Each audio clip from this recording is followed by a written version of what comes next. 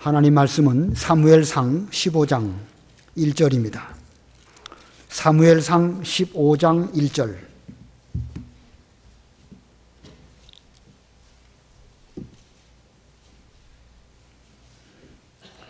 사무엘상 15장 1절 말씀 9절까지 봉독하겠습니다.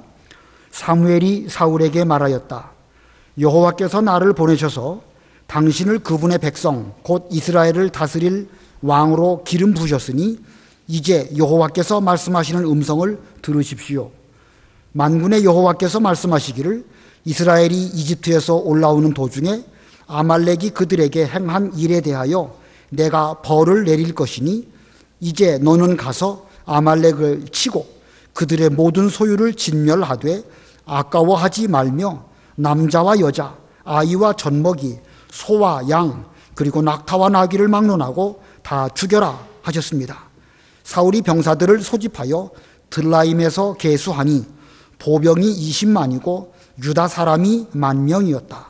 사울이 아말렉 성에 이르러 골짜기에 숨어 기다리면서 겐 사람들에게 말하기를 너희는 아말렉을 떠나 내려가라. 너희는 이스라엘 모든 자손이 이집트에서 올라올 때 그들을 선대하였기 때문이다 하니 겐 사람들이 아말렉 가운데서 떠났다. 사울이 하윌라로부터 이집트 맞은편에 있는 술에 이르기까지 아말렉을 치고 아말렉 왕 아각을 산채로 사로잡고 그 모든 백성들을 칼날로 진멸하였으나 사울과 백성이 아각과 양과 소와 살진 것에 가장 좋은 것과 어린 양과 모든 좋은 것을 아까워하여 진멸하기를 원치 않았으며 가치 없고 쓸모없는 것만 진멸했다. 거기까지 봉독하겠습니다. 오늘 본문의 내용은 사울이 하나님의 명령을 순종하는 듯 하지만 결국은 불순종한 그런 내용입니다. 그래서 오늘 제목은 사울의 불순종, 사울의 불순종이라는 제목입니다. 오랜만에 우리 사무엘상을 다시 강의하게 되었습니다. 앞에서 배운 내용들을 다시 한번 간략하게 짚고 넘어가도록 하겠습니다. 이스라엘 백성들이 왕 세워달라고 이렇게 요구를 했고 그로 말미암아 사울이 왕이 되었습니다. 그 당시 사무엘 선지자는 그는 직책이 3가지가 있었습니다. 사사였고 선지자였고 그리고 제사장이었습니다. 그 당시에 사사라고 하면 그 왕의 위치에서 행정적인 일, 어떤 백성들의 재판을 담당하는 그런 일을 하는 것이 사사인데 이 사무엘은 자신의 사사의 직분을 그 사울 왕에게 다 이양하고 완전히 내려놓았습니다. 심지어 자기 아들들도 함께 백성 앞에서 모든 것을 이양을 하였습니다. 과연 사무엘은 모든 면에 있어서 깨끗한 마무리를 잘 지은 그런 사람이었습니다. 그렇다고 해서 사무엘이 무슨 선지자라든지 제사장의 직분마저 다 내려놓은 것은 아닙니다. 사사로서의 다스리는 직분을 내려놓은 것일 뿐이고 그는 계속해서 선지자로 또는 제사장으로서 자신이 해야 할 일들을 잘 감당한 것입니다. 이 사울이 왕으로서 처음에는 나름대로 잘했습니다.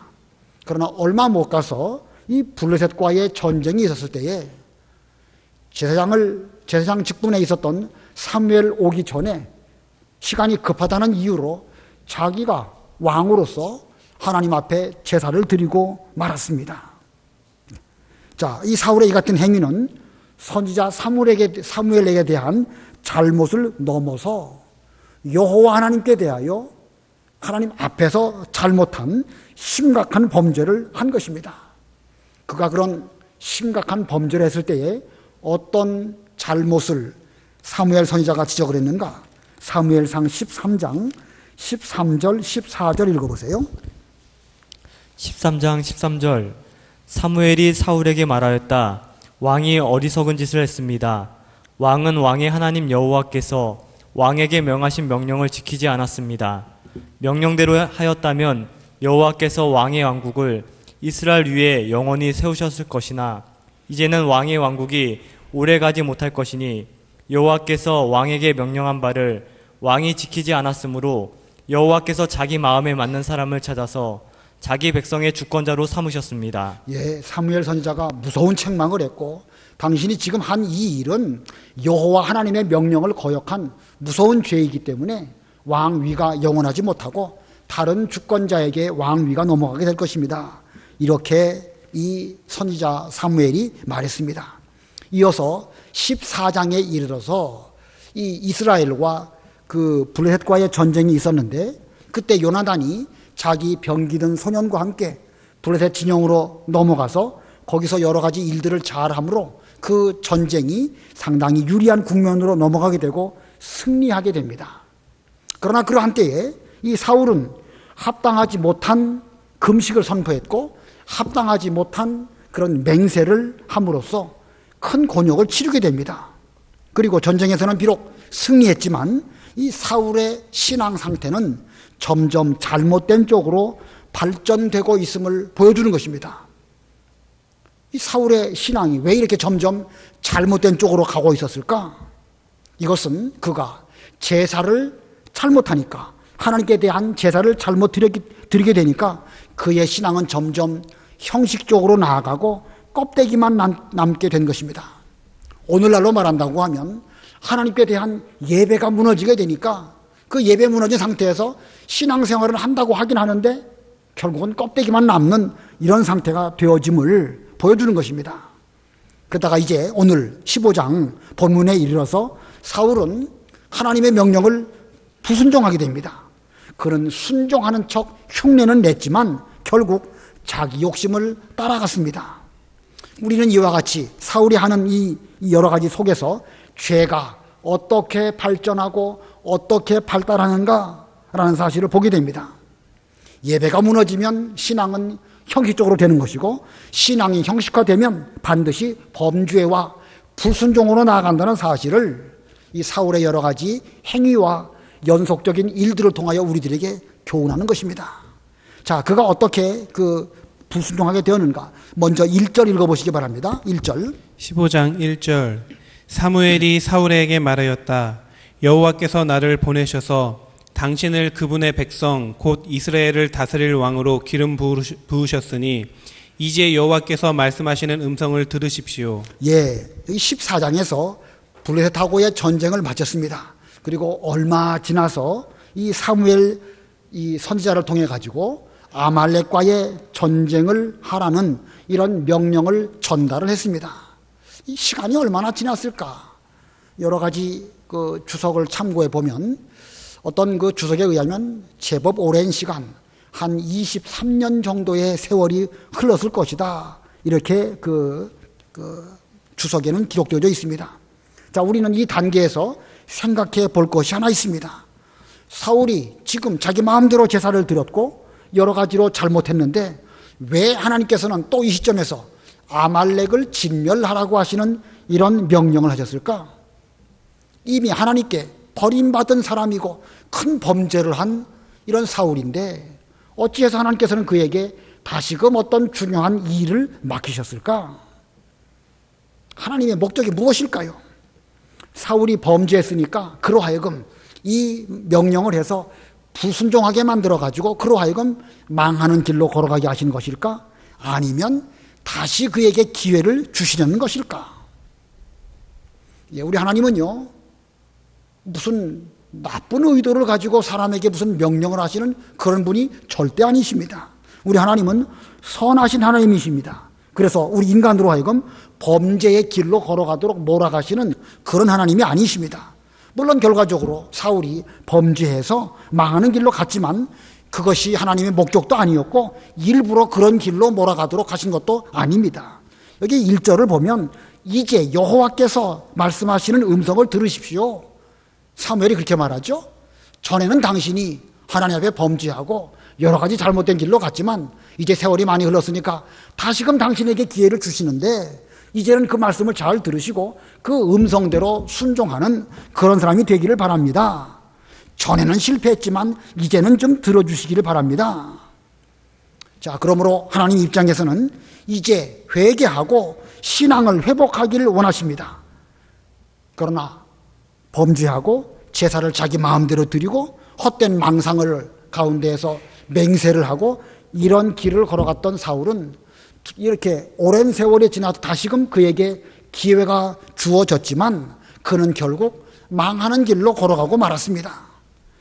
우리는 이러한 이 사울의 그 과정들을 통해서 우리 인생의 과정들은 시험의 연속이 아닐까 하고 생각을 해볼 수 있습니다. 여기서 말하는 시험이라는 것은 우리를 넘어뜨리기 위한 그런 목적의 시험이 아니고 하나님은 우리로 하여금 계속해서 기회를 주시고 다시금 회개할 수 있도록 우리에게 길을 열어주시는 것입니다.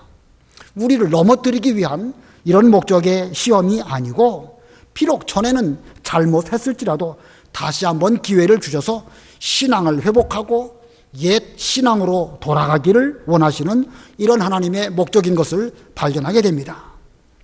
그러나 만일 우리가 사울과 같은 길을 걸어가고 그와 같은 상태에 빠진다면 본인도 모르게 어두움 속에서 점점 깊은 수렁 속으로 들어가게 되는 것이고 그런 상태가 되었음에도 불구하고 자기가 자기를 바라보지 못하는 이런 상태가 될 수밖에 없는 것입니다.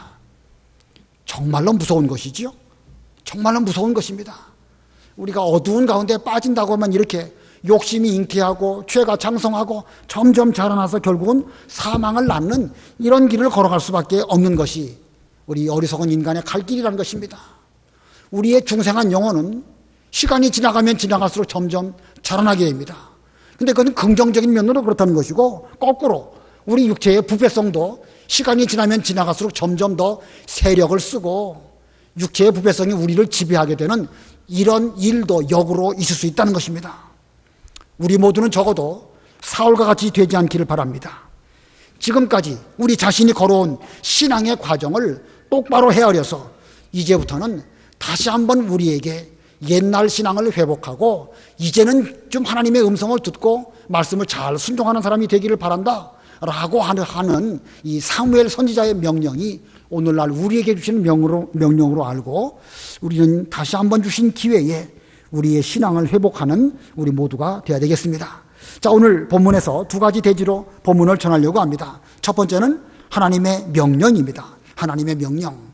첫 번째는 하나님의 명령이고 두 번째는 그 명령에 대해서 사울이 순종한 면도 있고 부순종한 면도 있습니다. 그건 이따 또 살펴보도록 하고 첫 번째 하나님의 명령. 그 명령이 무엇인가? 2절 3절 읽어보세요. 2절 만군의 여호와께서 말씀하시기를 이스라엘이 이집트에서 올라오는 도중에 아말렉이 그들에게 행한 일에 대하여 내가 벌을 내릴 것이니 이제 너는 가서 아말렉을 치고 그들의 모든 소유를 진멸하되 아까워하지 말며 남자와 여자, 아이와 젖먹이, 소와 양, 그리고 낙타와 나귀를 막론하고 다 죽여라 하셨습니다. 예, 사무엘을 통해서 사울 왕에게 하달된 하나님의 명령은 아말렉을 진멸하라는 것입니다. 진멸이라는 단어의 뜻, 하나도 남김없이 다 죽이라는 것이 그 진멸입니다. 심지어 본문에 보면 여자, 아이, 젖먹이, 그 외의 모든 짐승들도 남김없이 다 죽이라는 것입니다. 우리 하나님이 좀 잔인하다고 생각이 되십니까?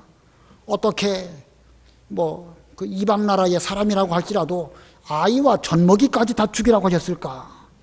이 기독교를 비방하는 사람들은요, 어떤 그 하나님을 잔인한 분이라 이런 구약 성경에 나타나 있는 이런 것들을 보고 그들은 잔인하다, 비인간적이다 이렇게 비난을 합니다.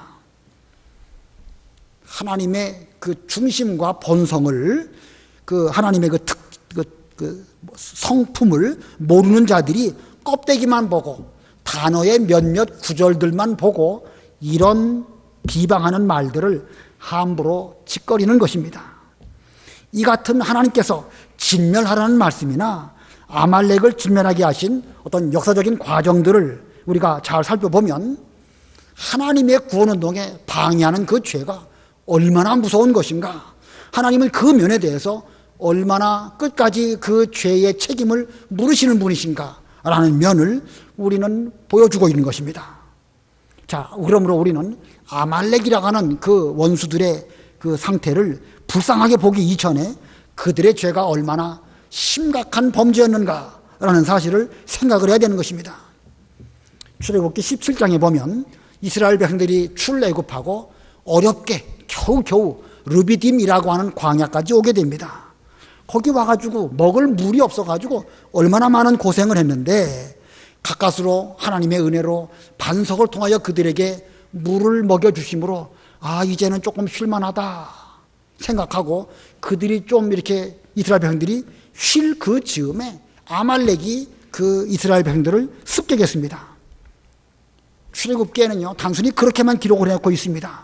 그러나 신명기에 보면 이 아말렉의 습격이 얼마나 그 비신사적이고 얼마나 그 전쟁에도 도리가 있는 것인데 그렇지 못한가 하는 것을 보여줍니다. 신명기 25장 17절부터 19절 읽어보세요.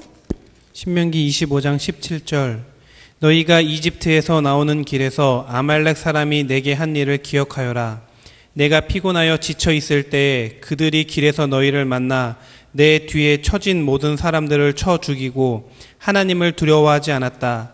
그러므로 여호와 내 하나님께서 내게 주어 유업으로 얻게 하시는 땅에서 여호와 내 하나님께서 사방에 있는 내 대적들을 물리치고 내게 안식을 주실 때에 하늘 아래에서 아말렉의 흔적을 없애버려라. 너는 이것을 명심하여라. 예, 이 사울 왕보다 한 400년 이전 있었던 일들입니다. 여기 신명기 25장 18절을 보면은요, 내가, 여기서 말하는 내가는 이스라엘 백성들이에요. 이스라엘 백성들이 피곤하여 지쳐 있을 때에 그들이 아말렉이 길에서 너희를 만나 내 뒤에 처진 모든 사람들을 쳐 죽이고 하나님을 두려워하지 않았다. 전쟁을 걸어오려면 먼저 선전포고를 하든지 뭐 여러 가지 그 도리를 따라서 하든지 무슨 이유를 대든지 그래야 되는데 이스라엘 백성들이 지쳐서 겨우 물 좀 마시고 쉴 만한 그 즈음 되었을 때 뒤에 처진 이스라엘 백성들을 죽였습니다. 그들 역시도 뒤에 처진 병자, 어린이, 젖먹이, 여자 이런 사람들을 쳐 죽였습니다. 하나님은 그걸 기억하고 계시는 거예요. 그래서 너희들이 가나안 땅에 들어가서 조금 이제 여유가 생겼을 그 즈음에 이와 같은 저 하나님의 구원동에 반대했던 저 사람들을 반드시 진멸하라. 흔적을 없애버려라. 이렇게 명령하신 것입니다. 자, 누가 야비하고 누가 잔인한 것입니까? 하나님이 야비하십니까? 아말렉이 야비합니까? 아말렉이야말로 비겁한 사람들이 정말로 더러운 그런 사람들입니다. 그래서 아말렉이 이스라엘을 친 사건을 400년이 지난 이 즈음에서 하나님은 기억하셨습니다. 그래서 사울을 왕으로 세우시게 되었고 어느 정도 이제 앞부분에서 블레셋을 충분히 제압하였을 때에 하나님께서는 이 아말렉을 이제 진멸하라고 이렇게 명령하셨습니다. 그 이유는 가나안 땅이 있으면 그 남쪽, 남서쪽 지역에 블레셋이 있었고 블레셋 너머에 아말렉이 있었습니다. 그러니까 이 블레셋을 먼저 어느 정도 제압을 하고 나서 아말렉을 진멸하라는 명령이 이 사울 왕에게 내려온 것입니다. 자, 이 사람들의 생각 속에는 아말렉에 대한 기억이 지금 가물가물하지요. 400년 전의 일이니까 그 사이에 사람들은 생각도 제대로 못할 것입니다. 오늘날 우리도 400년 전 일, 누가 뭐 우리에게 해를 끼친 거 그거 기억하는 사람은 없겠죠. 그러나 하나님께서는 하나님의 구원운동을 회방한 이 아말렉을 역사 속에서 기억하시고 사울에게 명령하셔서 그들을 진멸하라고 명령하신 것입니다. 그러므로 우리도 이 사건을 논할 때에 하나님은 잔인하신가 이것을 말할 것이 아니고 하나님의 구원운동에 방해한 죄가 얼마나 무서운 일인가 이걸 우리는 생각할 수 있어야 되는 것입니다. 그래서 하나님의 이와 같이 구원운동을 출애굽하는 사건 속에서도 하셨고 가나안 땅에 정착하여 왕을 세우신 이때에도 하나님의 구원운동은 이제 사울이라고 하는 인물을 통해서 하시는데 사울은 그 일을 제대로 감당을 못했습니다. 미지근해가지고 이 영적 전쟁을 제대로 못했는데 이때로부터 또한 600년쯤 지나서 이 모르드게는 그 아말렉, 그 아각의 후손인 함무다다의 아들인 이 하만과 싸울 때 제대로 했죠. 예, 이 모르드게는 이 페르시아 왕궁의 문지기일지라도 이 아말렉과 싸우는 영적 전쟁은 하나님의 전쟁이다. 하나님의 명령이고 이 땅 위에서 그들을 진멸하라고 하신 말씀은 이 시대를 살아가고 있는 이 모르드게 본인에게도 주어진 사명인 줄을 알고 그 사명을 잘 감당했습니다. 오늘날 우리 시대에는 뭐 더 이상 아말렉이라는 이 민족은 없습니다. 그러나 하나님의 구원운동을 대적하는 그런 세력들은 지금도 있습니다. 그러면 우리는 이 아말렉을 진멸하라고 하시는 하나님의 명령에 대해서 어떤 태도를 취하고 있는가? 사울과 같은 가운데 있는가? 아니면 모르드게와 같은 그런 태도를 취하고 있는가? 자비와 긍휼을 베풀어야 된다. 이 아말렉과 싸울 때 젖먹이와 아이들은 남겨줘야 된다. 이렇게 말하면서 하나님은 사랑의 하나님이시니까 저들을 먼저 우리는 용서해 줘야 된다라고 말하는 것이 가운데 있는가? 예, 그 말 자체는 맞습니다. 그러나 순서가 있는 것이지요. 하나님의 구원운동과 우리가 용서와 화해를 말할 때에도 순서가 있는 것입니다. 우리 입장에서는 진멸하라고 하신 말씀이 우리가 해야 될 일의 먼저이고, 아말렉 입장에서는 스스로 하나님 아버지 앞에서 죄를 회개하는 것이 먼저입니다. 그 다음에 용서도 있고 화해도 있고 사랑도 있고 또 여러 가지 있는 것도 있는 것입니다. 오늘날 우리의 구원운동, 영적 전쟁 지금도 진행 중입니다. 우리는 이 일에 대해서 먼저 분별력을 가지시고 바로 파악하시고 우리의 입장이 사울과 같이 미지근하지 아니하고 모르드게와 같이 올바른 분별력을 가지고 제대로 그 일을 잘 감당하는 그런 우리가 돼야 되겠습니다. 그 다음에 두 번째 대지로는 사울의 순종과 불순종입니다. 사울의 순종과 불순종. 이 하나님의 명령에 대해서 사울이 순종한 면도 있고 또 불순종한 면도 있습니다. 이것을 우리는 구별해서 좀 살펴보도록 하겠습니다. 먼저 4절 읽어보세요. 4절 사울이 병사들을 소집하여 들라임에서 계수하니 보병이 20만이고 유다 사람이 10,000명이었다. 예, 여기 4절 말씀 그냥 언뜻 보기에는 그냥 뭐 지나가는 말씀으로 병사들이 이만큼 모였다 볼 수도 있지만 이 당시에 이스라엘 백성들의 상태를 이 본문이 우리들에게 보여주고 있습니다.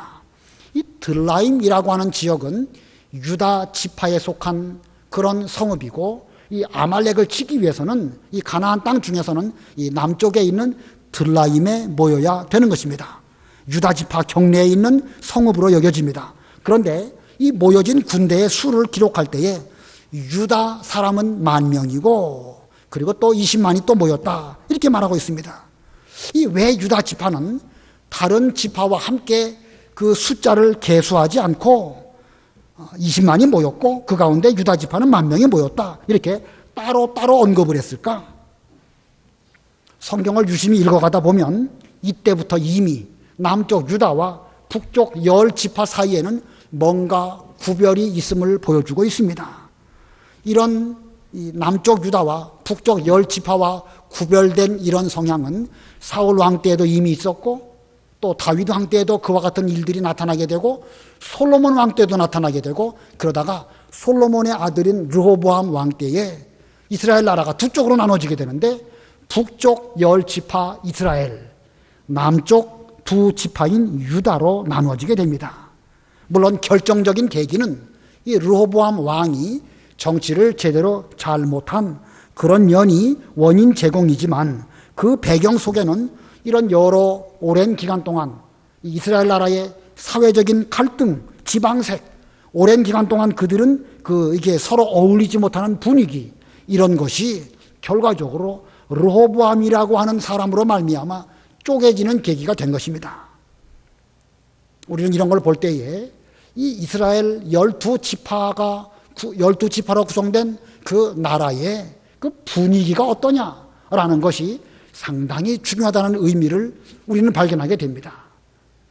지금은 뭐 아직은 쪼개지지 아니한 상태이고 그냥 분위기는 괜찮은 것처럼 보이지만 그 속에는 뭔가 이 나누어진 것이 있어가지고 이쪽과 저쪽 이래가지고 모일 때에도 각각 숫자를 달리 계산을 하고 여러 가지 나중에 다윗이 왕이 되었을 때에도 10지파는 받아들이지 않고 남쪽만 받아들이다가 나중에 또 여러 가지 계기로 인해 가지고 북 10지파도 다윗을 왕으로 받아들이긴 하지요. 이런 것들이 분위기가 미리부터 그렇다는 것입니다. 자, 그러므로 이 분위기가 이상한 쪽으로 가다 보면은요, 결국은 어느 계기가 되면 그때 가가지고 심각한 지경으로 갈 수 있다는 사실을 이스라엘의 역사가 우리들에게 보여주는 것입니다. 분위기 중요하죠.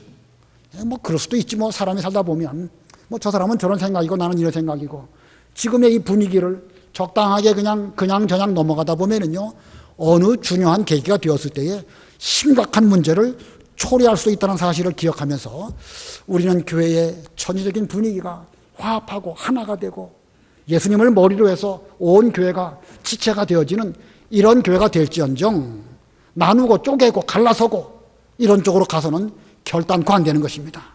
지금은 아무 일도 없는 것처럼 보여도요, 결정적인 순간에 가면 상당히 심각한 가운데로 갈 수가 있습니다. 자, 이제 그건 이제 그런 정도로 넘어가고 사울이 이제 먼저 순종한 면을 살펴보도록 하겠습니다. 첫 번째 소지는요, 사울의 순종입니다. 사울의 순종. 이 사울은 당시 이 백성들 간에 이 보이지 않는 이런 알력이 있지만 그래도 왕으로서 명령을 내리니까 여러 이스라엘도 20만이 모였고 유다 사람들도 10,000명이 모였습니다. 유다 사람이 10,000명이 모인 거, 많이 모인 거 아니에요. 그 앞부분에서 블레셋과의 전쟁에서는 30,000명이 모였었는데 지금 이 전쟁에서는 사울 왕 명령 안 듣고 유다가 겨우 10,000명 정도 모였습니다. 아무튼 그래도 사울 입장에서는 이 10,000명이라도 유다 사람들의 호응을 얻어가지고 모인 거 잘한 것이죠. 전 국민이 다 사울을 기꺼이 따르는 이런 분위기로 모이긴 모였습니다. 자, 그는 이 아말렉 성 근처에 이르러서 골짜기에 매복을 하고 이 아말렉 성 인근에 사는 겐 사람들에게 기별해서 그것을 떠나가라고 말했습니다. 본문 5절 6절 읽어보세요. 5절 사울이 아말렉 성에 이르러 골짜기에 숨어 기다리면서 겐 사람들에게 말하기를 너희는 아말렉을 떠나 내려가라. 너희는 이스라엘 모든 자손이 이집트에서 올라올 때 그들을 선대하였기 때문이다 하니 겐 사람들이 아말렉 가운데서 떠났다. 예, 이 겐 사람들은 어떤 족속일까? 아마도 이거 정확하게는 말할 수가 없습니다. 그러나 아마도 그 모세가 미디안 광야에 갔을 때에 그 이드로라는 그 장인을 만나고 그 이드로에 대해서 말할 때 처음에는 미디안 제사장이라고 말했다가 나중에 보면 겐 사람이라는 표현을 쓰고 있습니다. 그거 보면 이 겐 족속은 미디안 족속 가운데의 한 분파가 아닐까 생각이 듭니다. 이 모세가 출애굽하고 이스라엘 백성들을 이제 광야로 이끌어 갈 때에 이드로, 호밥, 이 이드로라는 이름하고 호밥이라는 이름하고도 정확하게 여러 가지 그 복잡한 그 일들이 있어가지고 그들에 대한 연구는 좀 필요합니다. 아무튼 이드로, 호밥 이들이 이 모세에게 찾아와가지고 광야길을 지나갈 때에 어떻게 해야 되는 것인가라는 여러 가지 방법들을 잘 말해줍니다. 즉, 이 겐 사람들은 이스라엘 백성들을 선대하여 길 안내자가 되었습니다. 이 출애굽기 18장에 보면 이 모세에게 광야길을 갈 때의 여러 가지 방법들을 잘 말해주고 떠나갑니다. 떠나가지만 그 뒤에 보면 다시 또 그들이 이스라엘 백성들 가운데 속해 있는 것을 보면 떠나갔다가 얼마 있다가 다시 이 이스라엘 백성들 가운데로 찾아온 것이 아닐까 생각이 듭니다. 자, 그들은 이스라엘과 함께 가나안 땅으로 들어가서 신앙생활을 잘했습니다. 우리가 전에 사사기 배웠죠? 사사기에 보면 이 야엘이라고 하는 여인이 나오는데 그 야엘은 겐 사람 헤벨의 아내였고 그 여인은 시스라라고 하는 그 대적을 죽이는 그런 일을 했습니다. 사사기에 나오는데 생략하고 넘어가겠습니다. 아무튼 이렇게 이 겐 사람들이 이스라엘 족속 가운데에서 같이 가나안 땅에 들어와 가지고 함께 머물렀습니다. 그리고 보면 이 겐 사람 전체가 다 온 건 아니고 겐 사람들 가운데에서 이드로, 호밥 이런 몇몇 사람들이 따라와 가지고 가나안 땅에 들어와서 이스라엘과 함께 어울려 살면서 동화된 것입니다. 역대상 2장 55절에 보면 그 겐 족속 가운데에서 레갑 족속이 나옵니다. 역대상 2장 55절 읽어보세요. 역대상 2장 55절 야베스에 사는 서기관 족속들은 디라 족속과 시므아 족속과 수가 족속이니 이들은 레갑 가문의 조상 함맛에게서 나온 겐 족속이다. 예, 레갑 가문의 조상 함맛에게서 나온 겐 족속이다. 자, 이 겐이라고 하는 이 민족 가운데에서 또 이 레갑이라고 하는 그런 가문이 또 이렇게 나오게 됩니다. 우리 레갑 족속에 대해서는 예레미야 그 성경에 기록되어져 있죠. 몇백 년이 지났어도 그들은 1절 포도나무에서 난 것들은 먹지 아니하고 또 집 짓지 아니하고 절대 하나님 섬기는 그 일에만 전념하기 위해서 장막에 거하는 이런 길을 걸어간 것을 우리가 잘 알 수 있습니다. 자, 그러고 보면 그들은 오랫동안 이스라엘 민족 가운데 살면서 어찌 보면 이스라엘보다 더 하나님을 잘 섬긴 그런 사람들입니다. 복받을만 하지요?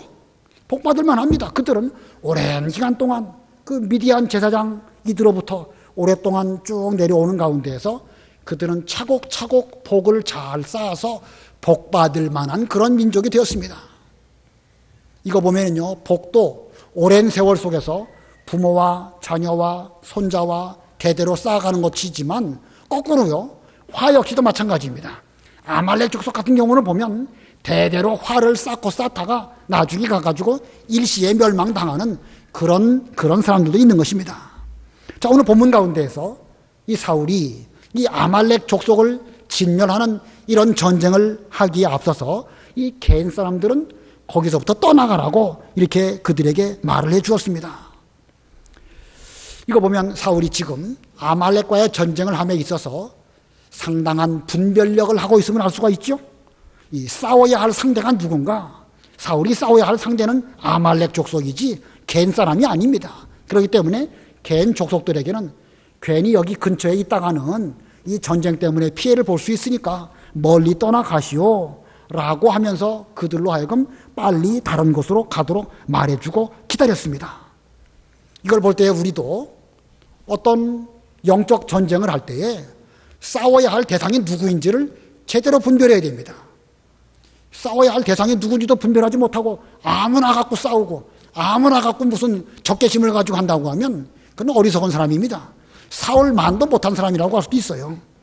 자, 이 군대에서도요, 적을 정확하게 인지하기 위해서 적전술이라고 하는 그런 이 훈련을 합니다. 적 비행기는 어떻고, 적 탱크는 어떻게 생겼고, 여러 가지 총도 저쪽 총은 어떻게 생겼고, 이런 걸 다 배우는데, 우리 영적인 면으로 볼 때에 우리의 영적 전쟁을 함에 있어서 적인지 아군인지 이 분별을 제대로 해야 됩니다. 그래서 우리는 아군끼리 싸우는 이런 일은 적어도 없어야 되겠죠. 우리는 싸워야 할 대상이 누구인지를 분별해서 올바른 영적 전쟁을 잘해야 됩니다. 이렇게 사울은 이 분별력을 가졌기 때문에 개인 사람들을 잘 대해 주었습니다. 자, 그리고 그 다음에 사울의 또 불순종은 무엇일까? 두 번째 소지로 사울의 불순종입니다. 7절로 9절 읽어보세요. 7절 사울이 하윌라로부터 이집트 맞은편에 있는 술에 이르기까지 아말렉을 치고 아말렉 왕 아각을 산채로 사로잡고 그 모든 백성들을 칼날로 진멸하였으나 사울과 백성들이 아각과 양과 소와 살찐 것에 가장 좋은 것과 어린 양과 모든 좋은 것을 아까워하여 진멸하기를 원치 않았으며 가치 없고 쓸모없는 것만 진멸했다. 예, 여기 7절로 9절 사이에도 사울이 순종한 것도 기록하고 있죠. 아말렉을 쳤다 7절에서. 그리고 8절에서는 그 모든 백성들을 칼날로 진멸하였으나 거기까지는 잘한 것이죠. 또 9절 맨 끝에 보면 쓸모없는 것만 진멸했다. 진멸했다는 거 거기까지는 잘한 것입니다. 그런데 그는 이렇게 순종하는 가운데서도 불순종한 것이 있죠. 아각을 산채로 잡아왔다. 그 왕을 잡아옴으로 인해 가지고 뭔가 정치적이든지 다른 어떤 유익이 있기 때문에 잡아온 것입니다. 뿐만 아니라 모든 좋은 소와 양 이런 거 아까워서 진멸하지 않았습니다. 자, 사울이 순종한 것입니까? 불순종한 것입니까? 사울이 순종하면 분명 있지 않습니까? 순종했다고 봐야 될까요? 불순종했다고 봐야 될까요? 아마도가 아니라 분명 사울 본인은 저는 순종했습니다 라고 말할 것입니다. 뒤에 가면 그렇게 나오고 있습니다. 나는 좋은 뜻으로 순종하려고 한 것이지 제가 뭘 잘못했습니까? 라고 하면서 뻔뻔하게 사울은 말하고 있습니다. 그거 보면 분명 사울 본인은 순종했다고 말하는 것입니다. 그러나 하나님 보시기에 그는 불순종한 사람입니다. 자, 이게 참 심각한 말이에요. 자기가 자기를 보기에는 순종했지만 하나님 보시기에는 불순종했습니다. 이게 인간의 모습입니다. 자기가 자기를 보기에는 다 의롭고 자기만큼 하는 사람이 없는 것처럼 보이지만 그러나 객관적으로 볼 때는 혹은 하나님 보시기에는 그 사람은 불순종한 사람일 수 있는 것입니다. 그러므로 내가 나를 보고 나는 이만큼 잘하는 사람이다, 이런 어리석은 가운데 우리는 빠지지 않아야 되는 것입니다. 어찌 보면 이 상태가 신앙적으로 볼 때 가장 위험한 상태입니다. 자기 의를 자랑하는 상태, 이게 가장 위험합니다. 바리새인이 기도할 때에 저는 일회에 2번씩 금식하고 11조를 꼬박꼬박 드리고 저 세리와 같지 않습니다. 하나님께서 저에게 은혜를 주셔가지고 이만큼 신앙생활 잘하게 해주신 거 감사합니다. 그러나 하나님께서는 그 바리새인의 기도 받아주시지 않으셨습니다. 분명 객관적으로 볼 때에는요, 그 세리보다 그 바리새인이 훨씬 더 신앙생활은 잘한 것이 분명합니다. 그러나 하나님께는 인정받지 못했습니다. 오늘 본문에 이 사울의 행위들도 그렇습니다. 그는 인간적으로 볼 때, 다른 면으로 볼 때 본래는 겸손한 사람이었고, 그리고 이스라엘의 왕까지 올라간 이런 인물이었고, 그 명령을 순종하기 위해서 개인 사람들은 좀 먼저 좀 피하십시오라고 대피까지 했습니다. 또 나름대로 진멸한 면도 있습니다. 그러나 하나님 앞에서 그는 자기 생각대로 행동했습니다. 소와 양 진멸하지 않았고, 그거 잘 가져와서 하나님을 위하여 번제해 드린다고 하면 얼마나 자라난 일일까? 내 생각이 나름대로 계산으로 볼 때에도 분명 똑똑한 것이 아닐까? 그러나 그것은 어디까지나 자기 생각일 뿐입니다. 자기 생각으로 그렇다는 것이지, 하나님 명령에 대해서 볼 때, 하나님의 구원 역사의 관점으로 볼 때 그는 결코 잘하지 못했습니다. 그래서 결국 그는 하나님께 버림을 당하게 됐습니다. 자, 인간적으로 이 사울도 나름대로 할 말이 많이 있을 것입니다. 제가 뭘 잘못했습니까? 하나님께 기름진 소와 양을 드리려고 했습니다.